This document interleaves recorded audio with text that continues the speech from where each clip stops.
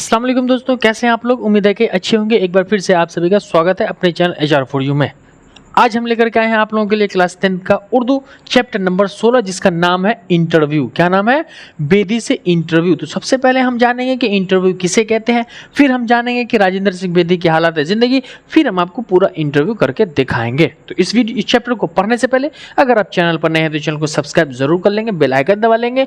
और अगर आप वीडियो में अच्छा लगा, वीडियो पढ़ाने का तरीका अच्छा लगा, तो चैनल वीडियो को लाइक कर लेंगे और शेयर कर देंगे अपने दोस्तों तक। और आप अगर 100% 2024 की परीक्षा के लिए उर्दू में 100% नंबर लाना चाहते हैं और हिंदी में, तो हमारे चैनल से जरूर जुड़ जाएं। पिछला रिकॉर्ड हम आपको बहुत जल्द दिखाने वाले हैं। तो चलिए एक बार फिर से हम पढ़ाई शुरू करते हैं। देखिए, बेदी से इंटरव्यू। तो सबसे पहले हम आपको बताते हैं कि इंटरव्यू किसे कहते हैं। देखिए, दो लोगों के बीच आपसी बातचीत को जो किसी खास मौजू पर उस आदमी की हकीकत जानने के लिए की जाती है, उसे हम इंटरव्यू कहते हैं। इंटरव्यू जो होगा वो शख्सी होगा। एक शख्स दूसरे शख्स की हकीकत को जानने के लिए जो बात करता है, उससे पूछता है, उसे हम इंटरव्यू कहते हैं। जैसे आपने UPSC के एग्जाम में IAS की परीक्षा होती है, उसमें आपने देखा होगा कि वहाँ पर IAS कैंडिडेट से पूछा जाता है। तो उसमें क्या होता है, उस आदमी के दो लोगों के बीच आपसी बातचीत होती है और उस कैंडिडेट के बारे में जाना जाता है कि आपको क्या पसंद है, आप क्या करते थे, आपकी खूबी क्या क्या है, आपको क्या क्या करना पसंद है। तो इन चीज़ों को हम इंटरव्यू कहते हैं। तो इंटरव्यू आपको समझ में आ गया होगा, कमेंट में बता देंगे जी सर। चलिए उसके बाद हम आपको पढ़ाते हैं राजेंद्र सिंह बेदी की हालात जिंदगी, क्योंकि राजेंद्र सिंह बेदी ने ही लिखा है अपने बारे में बेदी से इंटरव्यू। ठीक है, तो इस चैप्टर में इंटरव्यू होता किसका है? बेदी का। किसका इंटरव्यू होता है? बेदी का इंटरव्यू होता है। इंटरव्यू लेने वाले का नाम तो देखिए हम आपको पहले बता देते हैं कि इसमें एक नाम है असमत चुगताई, ये इंटरव्यू लेने वाले हैं। फयाज रफत, ये दोनों इंटरव्यू लेने वाले हैं। असमत चुगताई और फयाज रफत जो है वो दोनों इंटरव्यू लेने वाले हैं। और इंटरव्यू लिया किसका जाता है? बेदी साहब का इंटरव्यू लिया जाता है। इंटरव्यू लिया कब गया है? तो 1984 में ही इंटरव्यू लिया गया था राजेंद्र सिंह बेदी की मौत से कबल कुछ दिन पहले, 3-4-5 महीना पहले इंटरव्यू लिया गया था। ठीक है, अब हम आपको बताते हैं राजेंद्र सिंह बेदी की हालात जिंदगी के। देखिए, राजेंद्र सिंह बेदी जब एक मशहूर अफसाना निगार है, अफसाना यानी किस्सा, बहुत बड़े फेमस है, प्रसिद्ध है, वो एक मशहूर अफसाना निगार है। ठीक है, इनकी पैदाइश 1 सितंबर 1915 को लाहौर में हुई। वो लाहौर जो अभी पाकिस्तान में चला गया, पिटीशन से पहले तो नहीं था, अब पाकिस्तान चला गया लाहौर। ठीक है, तो पैदाइश उनकी 1 सितंबर 1915 को लाहौर में हुई। इनका पहला अफसाना जो था, ये अफसाना निगारी भी की है। ठीक है, तो इनका पहला अफसाना जो था वो महारानी का तोहफा था। क्या था? पहला अफसाना महारानी का तोहफा था। फिर पहला अफसानवी मजमुआ, यानी इनके अफसानों का पहला किताब, मजमुआ यानी किताब होता है, तो इनके अफसाने का पहली किताब कौन सी थी? दाना ओ दाम। तो अब का सवाल होगा कि बेदी के पहले अफसानवी मजमुए का क्या नाम था? तो दाना ओ दाम हो गया इसके पहले अफसानवी मजमुए का नाम। इन्होंने ड्रामा भी लिखा और ड्रामा का मजमुआ लिखा। मजमुआ यानी ड्रामों की एक किताब लिखी। ठीक है, उसका नाम था 7 खेल। तो बेदी के ड्रामी मजमुए का नाम 7 खेल। क्लियर? उसके बाद उन्होंने एक नॉवेल भी लिखी। देखिए, एक आदमी अफसाना भी लिखता है, ठीक है, उसके बाद ड्रामा भी लिखता है और फिर नॉवेल भी लिखता है। तो इस ड्रामे का नाम हो गया 7 खेल। अब इन्होंने जो नॉवेल लिखा, नॉवेल का नाम है एक चादर मैली सी। क्या नाम है? एक चादर मैली सी। और इन्होंने नॉवेल लिखने के बाद अपनी ज़िंदगी में फिर रिलैक्स हो गए, है ना। इन्होंने फिल्मी दुनिया की तरफ भी रुजू किया अपना और फिल्में भी लिखी। देखिए यहाँ देख रहे हैं, इन्होंने फिल्मी दुनिया की तरफ फिल्में लिखी। पहली फिल्म का नाम है दस्तक, गरम कोट, देवदास, मिर्ज़ा गालिब और मधुमती वगैरह जो है वो ये सारी फिल्में लिखी। जहाँ तक मेरी जानकारी है कि इसमें से 2 फिल्म काफ़ी प्रसिद्ध हुई, एक देवदास फिल्म और एक मधुमती फिल्म जो था वो ये काफ़ी हिंदुस्तान में बहुत फेमस हुई। और बेदी साहब से पूछा गया कि बेदी साहब, आपने जो फिल्म लिखी तो आपकी फिल्म तो बहुत चली काफ़ी, क्या आप फिल्म बीनी का शौक़ नहीं रखते थे, फिल्म नहीं देखते? तो बेदी साहब कहता है कि नहीं, मैं फिल्म बीनी का शौक़ नहीं, फिल्मी दुनिया अदबी दुनिया नहीं होती है।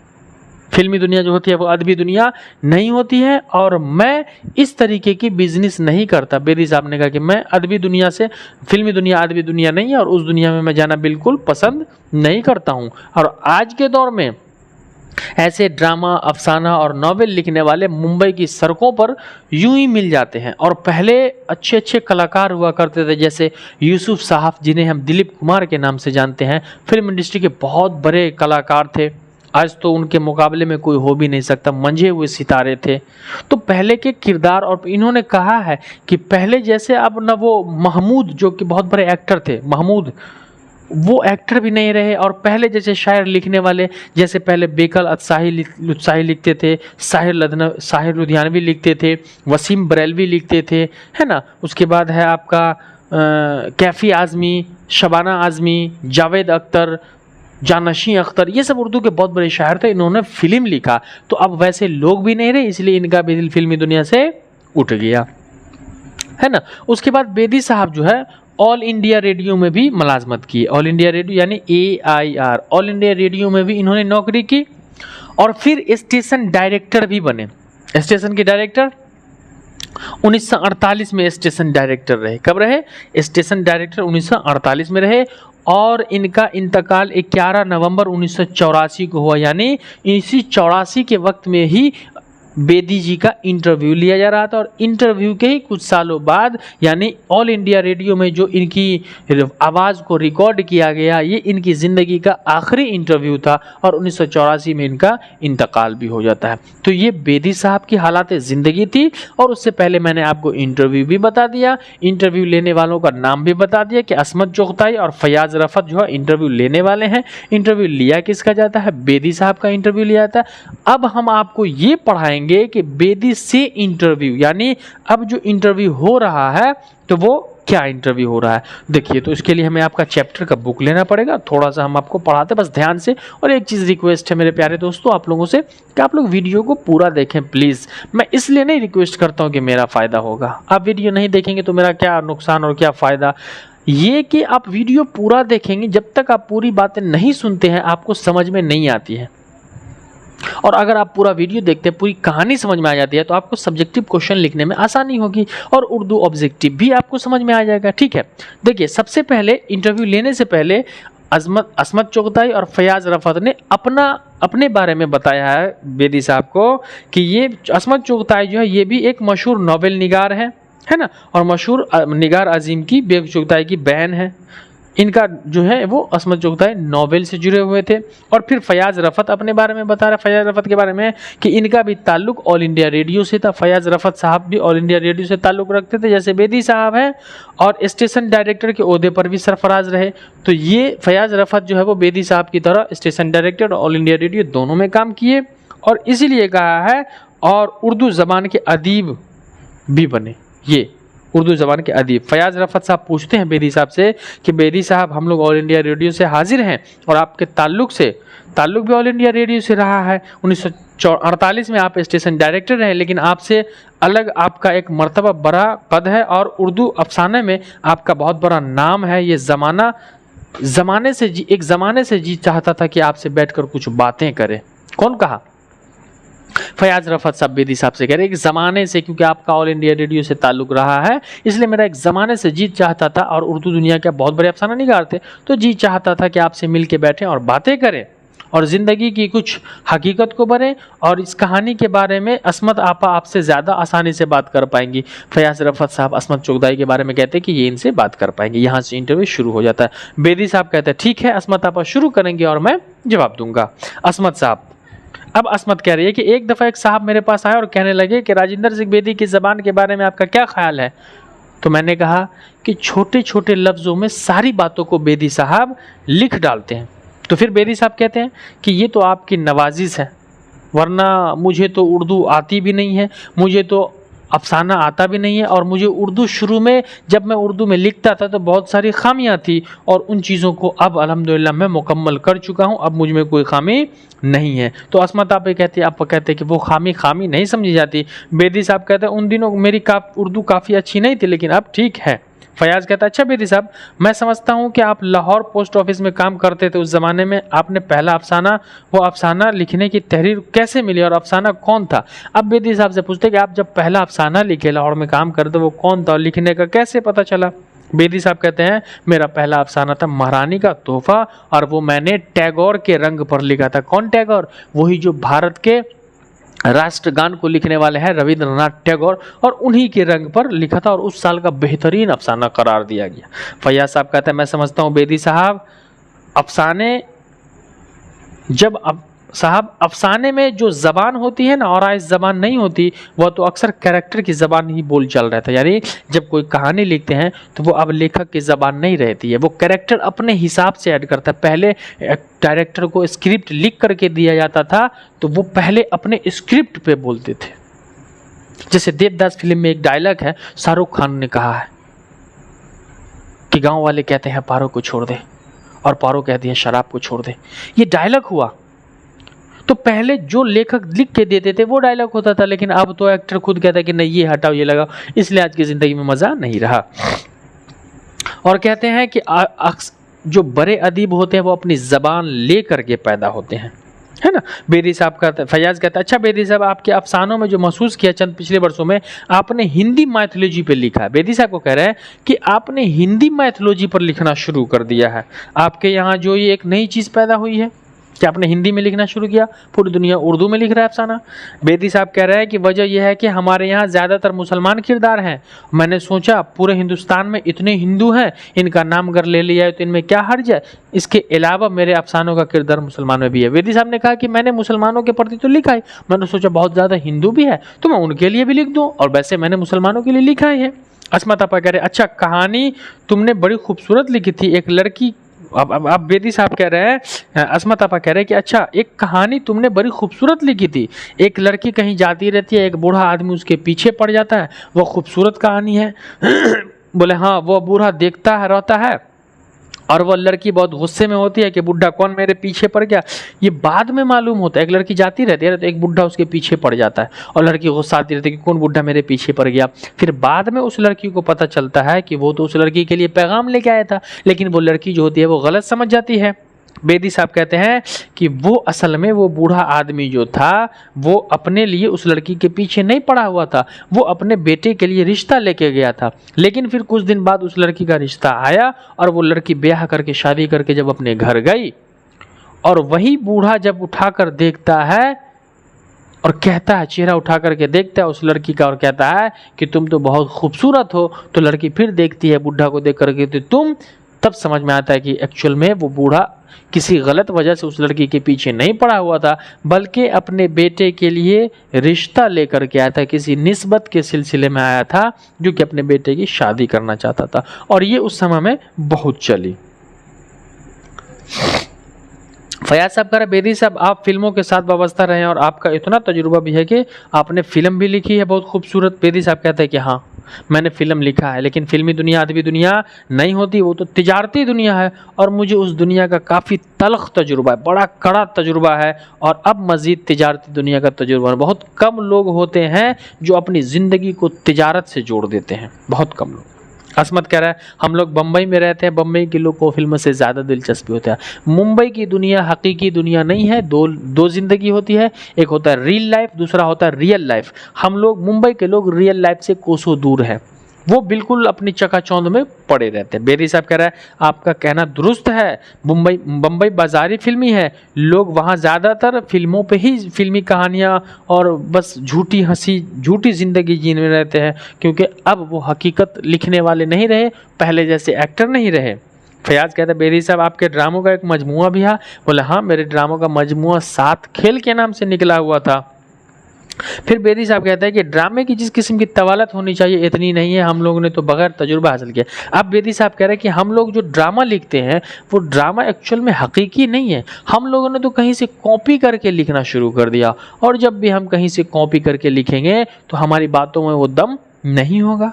असमत आपा कह रही है कि हमारे यहाँ जिलानी बानो का नॉवेल ईवान गज़ल बहुत अच्छा हुआ। तो आपको एक चीज़ याद रखना कि ईवान गज़ल किसका नॉवेल है, तो जिलानी बानो का। उस ज़माने में पाकिस्तान से हुआ करती थी वो। बेदी साहब कह रहा है पाकिस्तान मुसन्निफ़ों के नॉवेल तरफ ज़्यादा तवज्जो दिया, पाकिस्तान में उर्दू खालिस उर्दू होती है तो लोगों ने नॉवेल की तरफ ज़्यादा तवज्जो दिया है। और मैंने भी एक छोटा सा नॉवेल लिखा है, एक चादर मैली सी। अभी मैंने पढ़ाया एक नॉवेल लिखा, क्या नाम था, चादर मैली थी। फयाज साहब कह रहा है बेदी साहब हमें आपकी अलालत का एहसास है, क्योंकि जब इंटरव्यू हो रहा था तो बेदी साहब की तबीयत ख़राब थी, वो बीमार थे। तो असमत साहब कह रहे हैं कि बेदी साहब हमें आपकी अलालत यानी बीमारी का एहसास है, लेकिन अगर आप लाहौर की कुछ यादें दोहराएं हमारे सामने तो पूरी ज़िंदगी आ जाएगी। फिर बेदी साहब अपनी लाहौर की ज़िंदगी बताते हैं और कहते हैं कि भाई सबसे पहले तो उपेंद्र नाथ अश्क इनके दोस्त थे। कृष्णचंद्र बेदी के, राजेंद्र सिंह बेदी के दोस्त का क्या नाम था, उपेंद्र नाथ, ठीक है। इनकी बीवी का इंतकाल हो गया तो ज़्यादातर बेदी साहब के साथ ही इन्हीं के घर पर इनके उपेंद्र नाथ दोस्त रहते थे। कृष्ण की बाबत में इनकी कहानियां पढ़ी तो बहुत मुतासिर, नतीजा यह हुआ कि रास्ते में कोई आदमी गुजरता तो मैं उनसे पूछता कि आप कृष्णचंद हैं। यानी अब देखिए कि राजेंद्र सिंह बेदी कृष्ण की कहानी पढ़े तो बहुत मुतासिर हुए और रास्ते पर चलते लोगों को पूछते कि क्या आप कृष्णचंद है, क्या आप कृष्णचंद है। पंजाब की लाइब्रेरी गया तो पता चला कि वहाँ के एक कैरियर यानी रिसाला साया हुआ, वहाँ एक रिसाला यानी किताब छपी और उसके एडिटर कृष्णचंद थे। तो इनके दोस्त जो थे कृष्णचंद वो कहाँ थे, एक जो थे वो रिसाला के एडिटर थे और वहाँ पर उनकी मुलाकात हुई और इनके एडिटर से मैं वहाँ गया और मैंने कहा आप कृष्णचंद हैं, और बेदी साहब वहाँ गए और कहा कि आप कृष्णचंद हैं। कृष्णचंद वह कहने लगे तुम राजेंद्र सिंह बेदी हो, और फिर हम दोनों मिले। तो सवाल होगा आपका कि कृष्णचंद बेदी और कृष्णचंद और राजेंद्र सिंह बेदी की मुलाकात कहाँ हुई, तो लाहौर के लाइब्रेरी में, यानी इसमें कैरियर रिसाला जहाँ साया होता है वहाँ पर। फिर फैयाज साहब कहते हैं कि अच्छा बेदी साहब आपकी सआदत हासिल हुई, आज की गुफ्तगू यहीं पर ख़त्म होती है, आपका बहुत बहुत शुक्रिया। और गुफ्तगू यानी इंटरव्यू यहाँ पर ख़त्म हो जाती है और आपका चैप्टर भी यहाँ पर ख़त्म हो जाता है। पूरी कहानी मैंने आपको बता दी। अब आपको समझ में आ गया होगा कि इंटरव्यू किसे कहते हैं। राजेंद्र सिंह बेदी का VVI ऑब्जेक्टिव यहाँ पर मैंने दे दिया। फिर राजेंद्र सिंह बेदी साहब का असमत और फयाज रफत दोनों मिलकर के इंटरव्यू लिए। इंटरव्यू में कौन कौन सी बातें पूछी गई सारी बात मैंने आपको बता दिया। इससे ज़्यादा सवाल आपका कहीं नहीं होगा। अब आप लोगों के लिए हम आपको ऑब्जेक्टिव करा देते हैं, ठीक है। पहला सवाल है आपका इंटरव्यू लेने वालों का नाम। सवाल नंबर, पेज नंबर आप 120 देख लीजिए। मुख्तसर सवालात, ठीक है, मुख्तसर तरीन सवालात। इंटरव्यू लेने वालों के नाम असमत चुगताई और फयाज रफत, क्लियर है। दूसरा है किसका इंटरव्यू लिया गया, राजेंद्र सिंह बेदी का इंटरव्यू लिया गया। सवाल नंबर 3, राजेंद्र सिंह बेदी किस शहर में पैदा हुए, यहाँ है आपका लाहौर में पैदा हुए, क्लियर। सवाल नंबर 4, बेदी के पहले अफसाने का क्या नाम था, तो पहले अफसाने का नाम महारानी का तोहफा था। सवाल नंबर 5, बेदी की मौत कब हुई थी, बेदी का इंतकाल 1984 को 11 नवंबर 1984 को हो गया।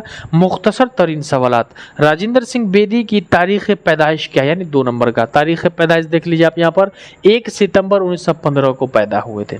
सवाल नंबर 2, बेदी ने किन किन दफातर में काम किए, दफ्तर की जमा है दफातर, ऑल इंडिया रेडियो में मुलाजमत और स्टेशन के डायरेक्टर भी रहे। सवाल यहाँ पर बोर्ड पर का आप नोट कर लेते हैं तो पूरा सवाल बन जाएगा। इवन बिहार बोर्ड में भी इस बोर्ड का लिखा हुआ आपको पूरा काम आ जाएगा। इसलिए मैं अक्सर कहता हूँ कि आप वीडियो पूरा देखा करो। जितने बच्चे पूरा वीडियो देख रहे हो उनका ऑब्जेक्टिव क्लियर हो रहा है। अब है 3 नंबर सवाल, बेदी लाहौर के किस महकमे में काम करते थे, कौन, बेदी कृष्णचंद। तो अब भी जस्ट मैंने आपको पढ़ाया है कि वहाँ एक कैरियर रिसाला था, वहाँ काम करते थे, ठीक है। पंजाब पब्लिक लाइब्रेरी गया पता चला तो यहाँ कैरियर रिसाला में काम करते थे, ठीक है। उसके बाद कह रहा है कि असमत आपा की शख्सियत पर 5 जुमला लिखिए। असमत आपा कैसी थी, तो पहले बता दिया गया कि ये एक अफसाना निगार भी थे, नॉवेल निगार भी थे, ठीक है। 5 नंबर, बेदी और कृष्णचंद की पहली मुलाकात कहाँ हुई, बेदी साहब और कृष्णचंद दोनों की पहली मुलाकात कहाँ हुई, तो अभी जस्ट मैंने कहा कि पंजाब की पब्लिक लाइब्रेरी में इन दोनों की मुलाकात हुई थी और यहाँ पर आपका ऑब्जेक्टिव खत्म हो चुका है। अब सवाल तवील सवाल 5 नंबर का, असमत चुगताई के बारे में लिखिए। यहाँ किताब में दिया हुआ आप लिख लोगे देख करके। राजेंद्र सिंह बेदी के अफसानवी मजमूए का नाम लिखिए, तो इनके अफसानवी मजमूए का नाम देखिए दाना उदाम है। तो इस तरीके से आपका बेदी की अफसाना निगारी की खुसूसियत पर जुमला लिखिए, लिख लीजिएगा। बिहार के अहद हाजिर में चंद मुमताज़ अफसाना निगार के नाम लिखिए।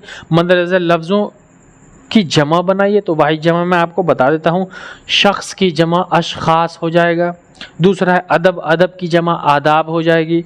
उसके बाद है सिन्फ, स्वाद से सिन्फ की जमा इसनाफ हो जाएगी। उसके बाद है हकीकत, हकीकत मदरस लफ्ज़ों की जमा हकीकत, तो हकीकत की जमा हो जाएगी आपको हकायक, हकीकत। अंसर, अंसर की जमा अनासर। हिस्सा, हिस्सा की जमा हिस्स।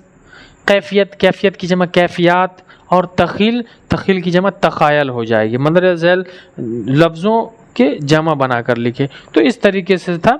हकीकत की जमा हकायक भी होता है, ठीक है। तो इसमें तो जो था आपका ऑब्जेक्टिव पूरा कंप्लीट हो चुका है, पूरा चैप्टर कंप्लीट हो चुका है।